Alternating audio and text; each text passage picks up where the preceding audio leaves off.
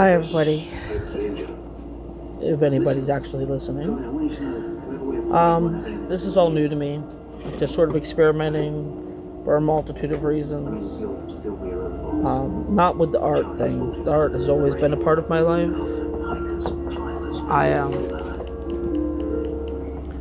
not only have been loved my art my whole life, I've taught for a long time. And art is just something that has always brought me peace. So when I'm looking for that, that's where I go. I look for art. And really, life is art. So it's a pretty broad spectrum. But painting's my main go-to. Painting, drawing. But just finding that creative force to me makes all the difference.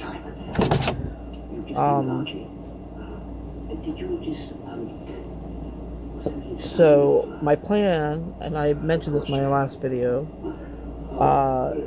is I am trying to get myself to paint every day, and then post it and put it out there. I will at the end, when the painting is finished, I will do it on higher speed and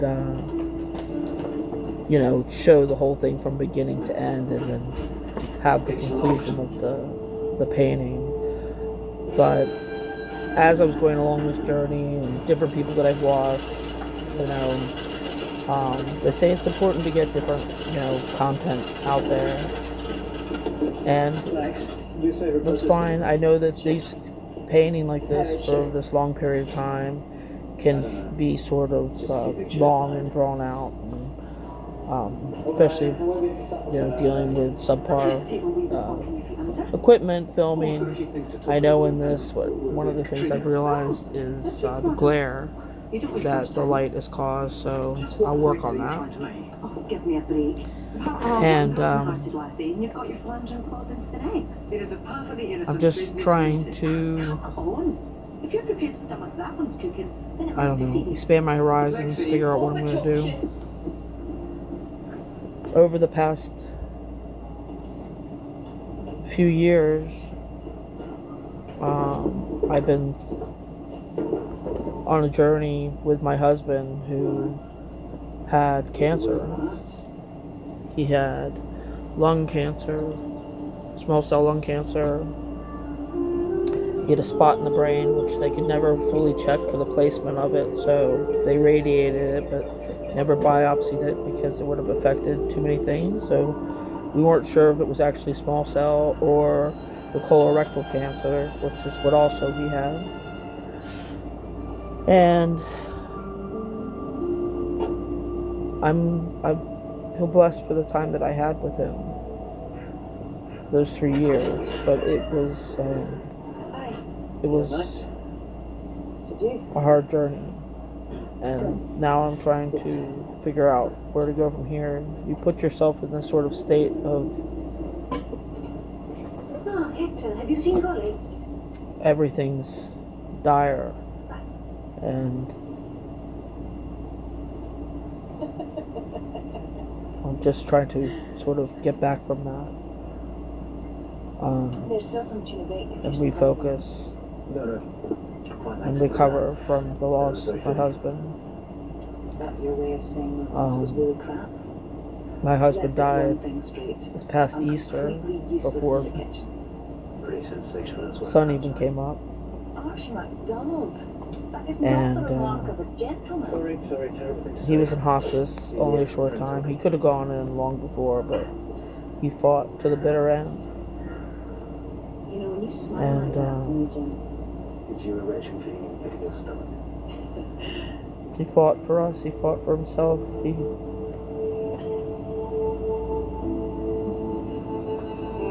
made the best of his time. And it's not, I hold him in my heart forever. Oh, sorry. It's not like I'm trying to just need to figure out where to go now that he's gone, where all my energy was just focused on him. And primarily focused on him. And now Lovely evening, isn't it? I'm sort of left trying to figure out what I'm going to do.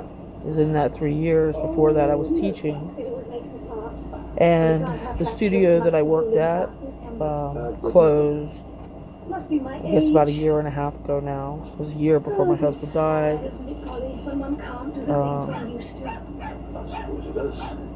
And at the time, even though it was very sad that the studio closed, I felt in some ways very grateful because I was able to just spend that time with him. And we were able to just enjoy that time that we had together. And I know not everybody has that opportunity to do that. But I was lucky enough that I was able to sort of, with the support of, you know, my family and friends, and I got to spend that time and concentrate on us and be there for him, because I'm sure a lot of people have gone through similar things, and if you're going through that and you're in and out of hospitals and you're in treatments, you need an advocate that is on your side. It's just imperative. It's so easy to get sort of lost in the system, and it's not that, you know, all the people that are in that system are bad. Most of them are awesome, amazing people, and we were so blessed for all the people that we had that helped us through this whole thing, that helped us navigate it, that supported us, that were there for us, that cared for him, and really they were just amazing people. But you have your moments, you have your things, you have things that when you have someone by your side all the time, they know what's going, they're able to help keep track of things, they can be there to speak up for you when you're too weak to do it, and then be there when they don't see it themselves. We were in the hospital, this was towards the end, and I had a nurse that was trying to steal his pain meds, and if I hadn't been there and I had just, you know, let it go, she would have gotten away with it. But I knew something was wrong the way she was acting and what was going on, and I pushed it and I put it through, and sorry the woman lost her job, but we can't have people that are out there caring for people and doing that. We have to be able to trust the system, and it's hard.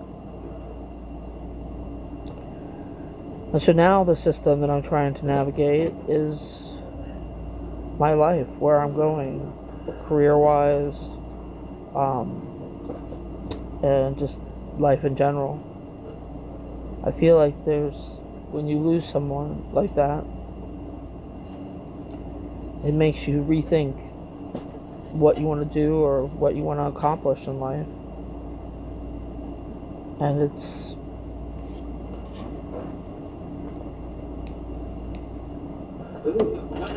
you know, we all have this sort of limited time. Even if there is this eternal place that we go, or if we, you know, reincarnate, or if there's a multiverse out there, or heaven or no heaven, it doesn't matter. The one thing that we do know is that we're here now. And we have this amazing thing that we have right now, life. So I have these daughters. My husband and I had 4 daughters, and I have 6 grandbabies. And it's things like this that I just want to appreciate and dive into and see what I can do in this time. And it can also work as a distraction from my grief. I mean, I don't know, distraction, just the processing of it. It's just the kittens are part of my distraction. They showed up in our life a couple days before my husband's celebration of life. The little calico that we had just walked up to my daughter and just basically was begging to come inside, be loved. And then a few days later, the other two showed up. There actually was 3 more, and we rehomed one. And I thought that we were going to rehome the tiniest one, which we call Little Girl, because it was sort of a neutral name, because I didn't think we were keeping her. And now it's just become who she is. She's Little Girl. She's the tiniest one. She's the tabby with the white markings. And then we have a black and white tuxedo one, and he's number 7. And they're all cutie pies, and they get me through the day. I really enjoy having them around. They just add that little distraction. I've always been an animal person in excess. My husband was the same way. He loved animals. He'd love to see them around. He had a little bit more rational side of me sometimes. I remember early in our marriage, we had moved into a place, and the traffic was kind of... It was the road right outside of our place. Didn't have any stop signs or anything like that, and there was rarely just like one way in and one way out of our neighborhood, and it was rarely anybody there, cops or anything, and so people sped on that road. We used to joke about how the curtains would be sucked out of our window because people drove so fast.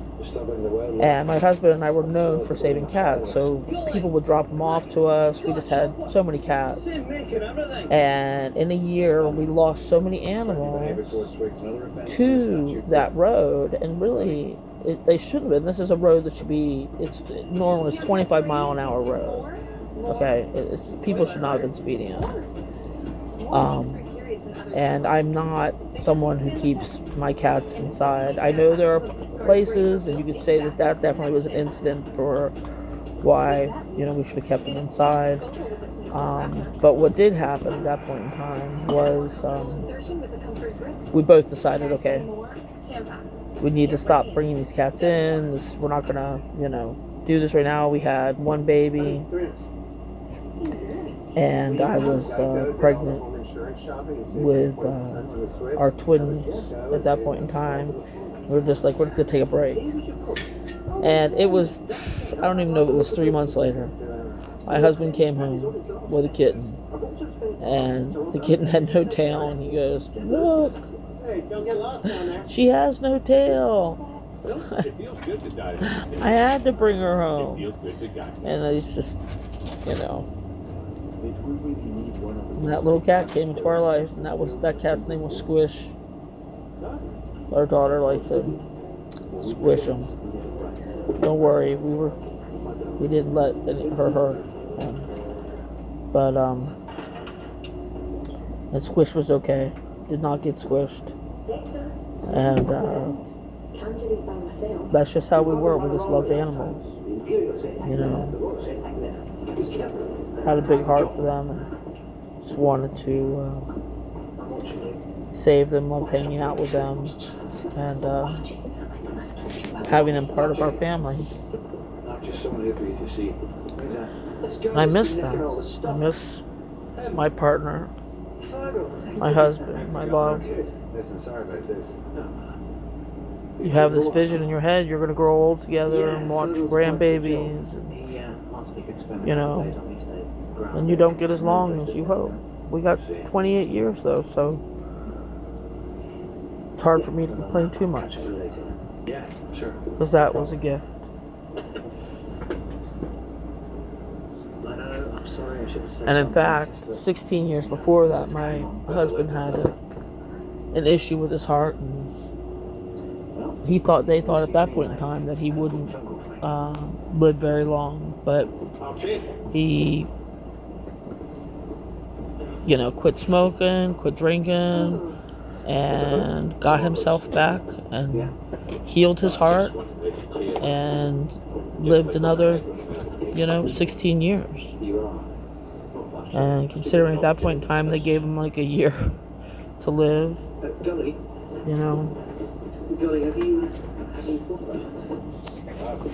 it was definitely, a blessing for us, for our children.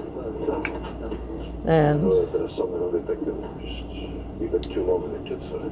it's hard for me to be sad when we got all that extra time.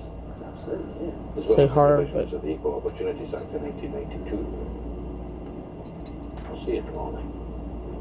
I'm still fighting. I don't know. Talking like this.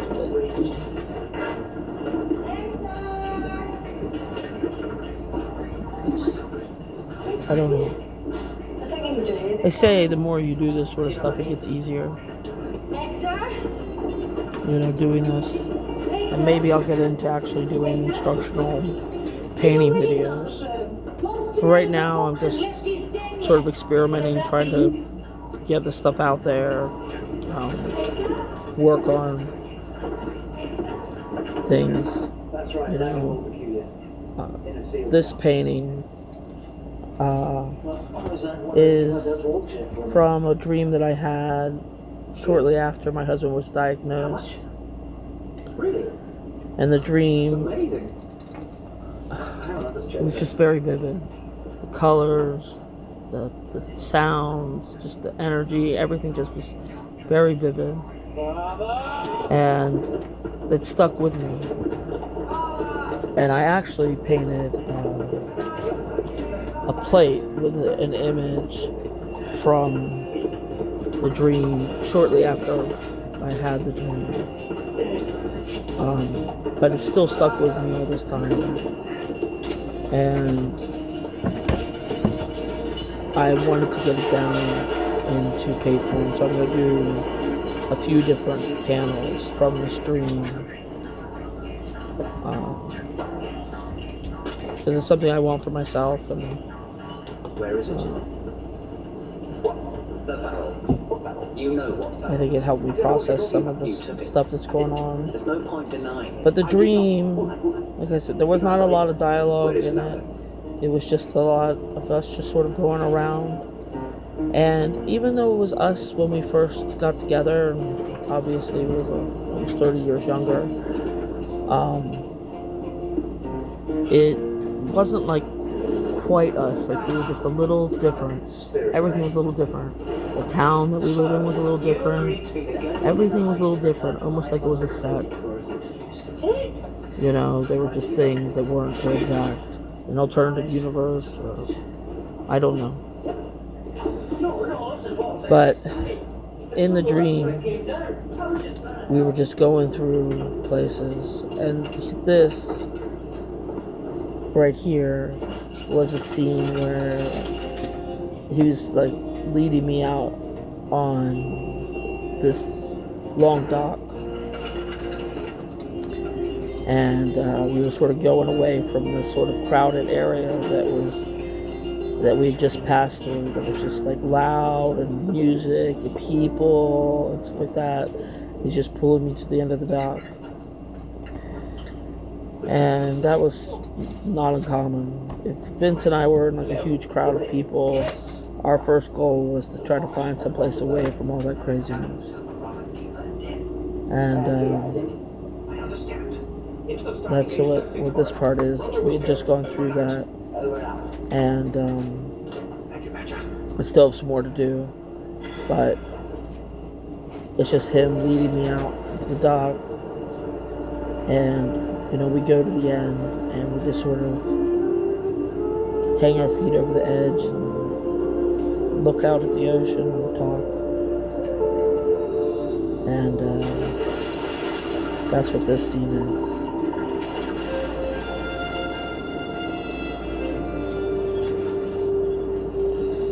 So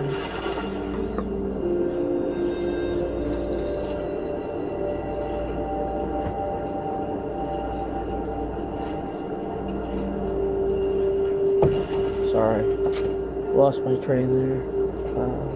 Kittens running around like little maniacs. If you hear little like thumps periodically, it's them jumping around me because I'm recording this, not while I'm painting it after the fact. Usually when I'm painting, and I will try to do some painting where I'm actually talking at the same time. Like I said, this is very new to me. Not that I'm completely opposed to talking why I paint. I've taught for years and years, and during that time I'd have to be up on stage and painting and talking to my students, and there was an entertainment factor to the whole thing as well. So I had to be up there and talking to people. I don't sound all that entertaining at the moment. But you had to engage the crowd. You had to get out there. You had to talk to people and teach them at the same time. So I will work on doing some videos at some point in time where I can go over and talk you through what I'm actually doing. Maybe some with a little less detail. I'll start off with some.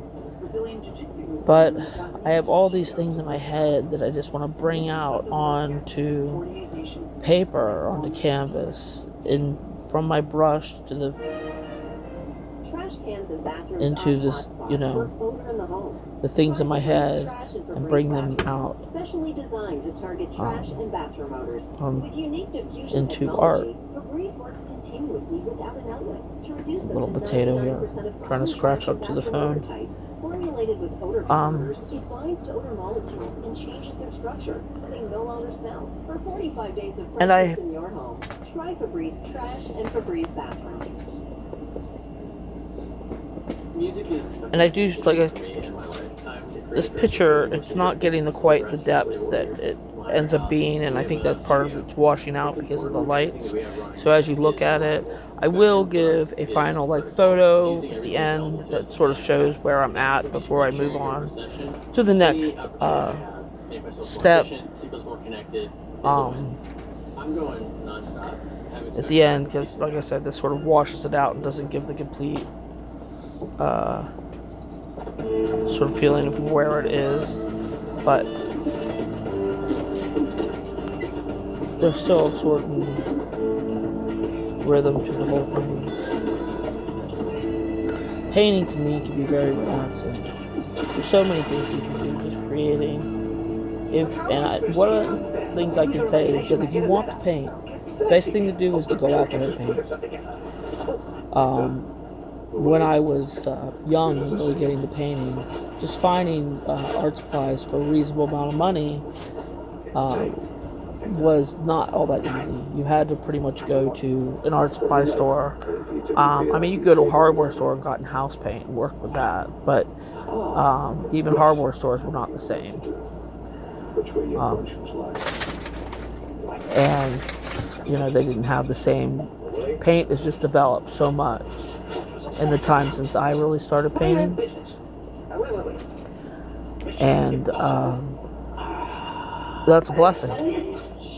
But there are things out there now, things that you think, I know everything's very expensive, but you can go to Dollar Tree, okay, or a dollar store, and you can get little canvases, and just to go and experiment. You can go to Walmart and you can get sort of the craft acrylics. You don't have to get the fancy stuff. You don't have to spend a lot of money, and you don't have to get all the colors originally. Get the basics. Some of that stuff is so inexpensive. You really, go in there and just play. Just play with it. Have a good time. That's one of the best things you can do. I had students, when I first started teaching the job I did, it really wasn't, I kind of got tossed into it. Well, I wasn't tossed into it, but I wasn't at the time really looking for a job. I was homeschooling my daughters, and it just was not on my list. But my daughters were getting older. They were going into high school, and Well, at least my oldest was at the time. And it just sort of seemed like a good time to start, but I didn't even actually start looking for a job. It was in there. It was in the universe. It was in my mind that, I needed to go out there and do that. And I can't say I'm a big fan of work, but who is a big fan of work? Painting and art is what I want to do. And a friend of mine went to the studio. She was going to hold an event where, they do like a charity thing, and a certain percentage of the funds from this class would go towards the charity. And she got talking to the owner, and the owner was talking about how hard it was to find artists, and how difficult it was, and my name came up. And she leaves my information with him, and she's like, oh, you should contact her, she'd be great at this. And she calls me on the way home, and she goes, hey, Wendy. First she just tells me about the place, whatever. I just think she's talking to me. And then she goes, I just want you to know. I told him about you, and I gave him your number. And I was like, what? And things like that, tendency to give me anxiety and just dealing with that. And so, first I was like, but at pretty quickly I realized that, my answers, that needing to maybe, get out there and get a job, was just handed to me. And so after whatever, meeting the owner and whatever, I ended up working there. I ended up being one of the longest working artists that he had there. Actually, there was one other girl, and she left for a couple of years in the middle when the studio was open. And so I was the one that was there the longest. And it was, I think, surprising for both me and the owner, because when we met, I obviously had the skills to do the job, but I think he was hoping to have somebody a little bit more flashy. We had one guy that worked there, and, he liked to schmooze all the girls, and he was quick-witted and handsome, and I think that was what the owner was sort of looking for. But he was also unpredictable and unreliable, and everything else that goes with that. And so I think over time, the owner and we came to a pretty decent understanding about how things were. I really enjoyed the job, and I got a lot out of it that I didn't even expect, because when I went in there, not to whatever, but it was hard for me to see what people could get out of doing a painting class in 2 hours. What were they going to learn? How could they express this? It was, we used to always say it was fun art, not fine art. But that really depended on the person that came. I had students that, when they came, they could not paint anything. They really just how to control a brush, and that's fine. So many of the people that I had come there it was the first time that they ever painted, right? And then some of them, it was a one-off. It was just fun. They had a good time. Or, they came every once in a blue moon, and it really wasn't about learning really how to paint. It was just about having, entertainment and going out there and having a good time with your friends. But I had some students, and this was, what I really loved, that returned over and over again. And they took advantage of our, we had, if you took a class, we had a class once a month where you could, a time frame, like where you could come, an artist would be there, that if you brought your painting back, we'd sort of help you with your painting. You could do it once a month, and you could come, we'd help you until you were happy with your painting, And some of those people took advantage of that, and I watched people who could not paint not only learn to paint, where I could sit there and they could tell me the colors that they were going to need. They could look at another painting and they could sit there and produce that painting in front of me without, every once in a while they might ask a question, but pretty much do it on their own. And not only just do it on their own, but turn that artwork into their own artwork, where they completely personalized it and made it their own thing in their own style. And that is hard. It's one thing to sit there and mimic other people's paintings, right? And that's a good tool. It's used in all kinds of schools. They have people like practice the master's arts, all that. There's things you learn when you do that, when you sit there and you copy other people's work. It's, probably like anything else. You watch a ballet, watch other ballerinas, see the technique, see how things are. Sports, the same thing. All those things you can learn from other people. And by painting, you can learn by painting other people's works. In that thing, I had to paint so many paintings. When I first got there, they would always have us paint the paintings ahead of time so that we would have a sample to sit out for the students. But eventually, like most things, it went digital, so the image went up on a big screen, and we didn't have to pre-paint it. Now, there were some people who went there and they had to pre-paint it before they ever taught it because they couldn't just do it on the fly. But pretty quickly after I was there, when that transitioned, I did not do a painting unless they wanted a sample for the studio so that it could sit out. And so I went in and painted paintings that I had never painted before, and I taught them to the students because I could look at the painting and I could disassemble it and reassemble for them to accomplish it in that time. And that was a skill that I learned because I worked there. It completely changed the way I painted. It made me a faster painter. It allowed me to see things in a totally different way. And like I said, I've been painting and stuff for a really long time. I really started around 12. And but art in general, it was before that. It was just a comfort level for me. Give me a crayon box, and it was a confidence place. And when I lacked confidence in other things, art, it was me. It had my back. Art just was there for me. And it doesn't mean that I didn't have insecurities in art. There's someone out there that's always better, but the person that I compete with the most is myself. I just always, doesn't matter what level I'm at, I always want to be better. And that's what drives me, is really the competition that I have or not the competition, but the expectations I have for myself. Because it doesn't matter what painting I'm doing, I always want it to be better.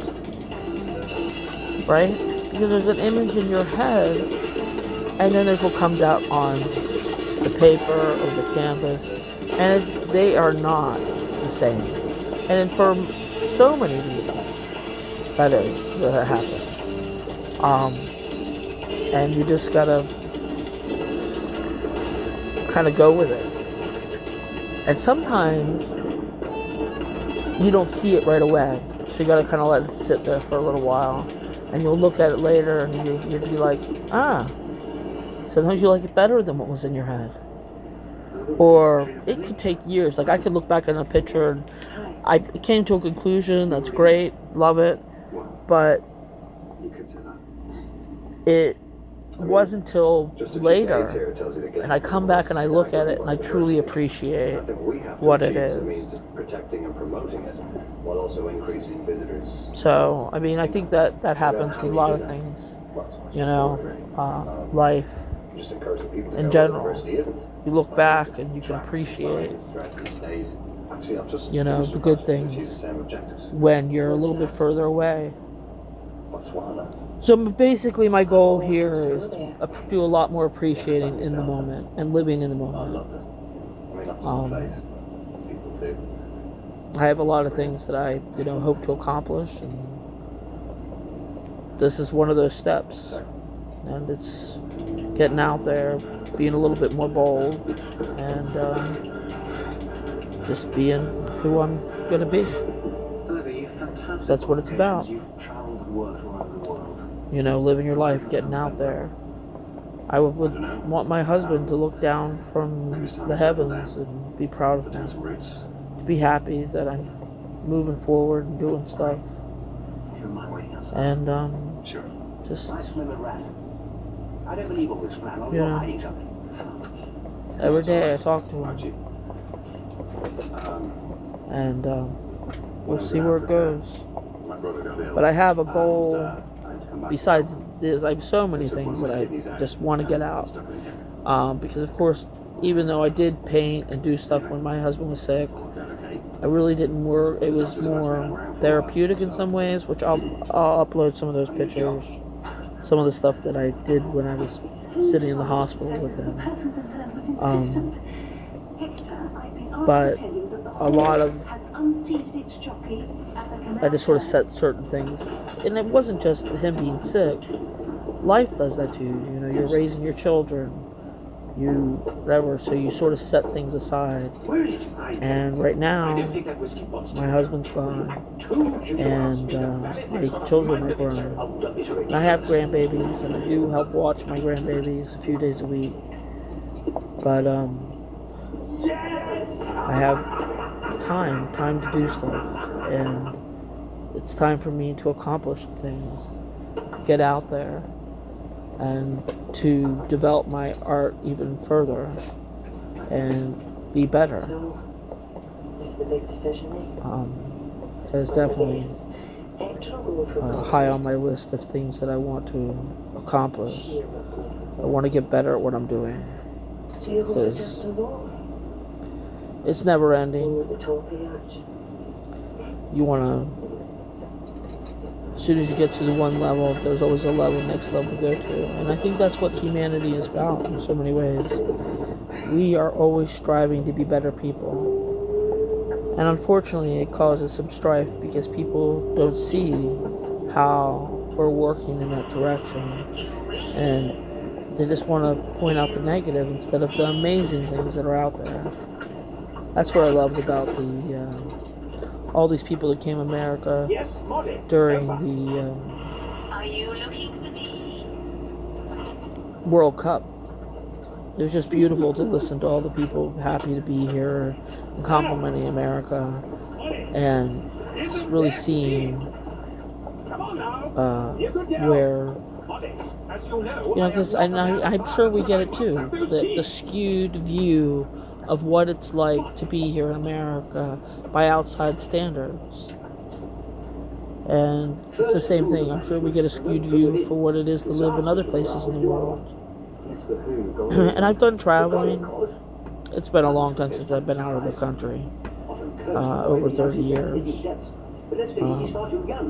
But, I did the whole backpack thing when I was young, across Europe. And I've done my traveling. I've done the whole cross-country thing. And I want to do more of that.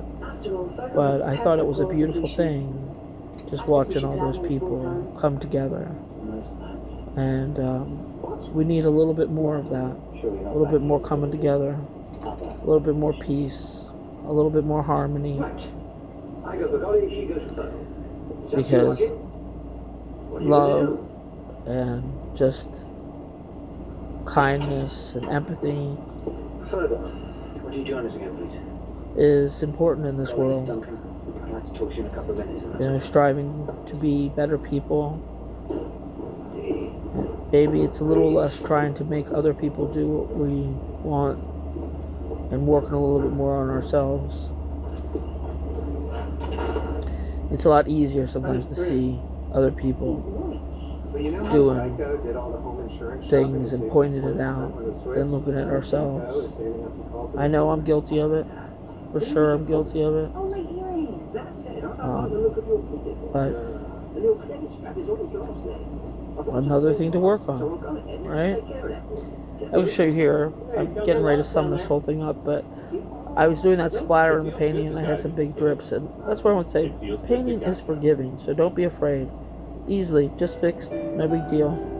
You know, all better. But it's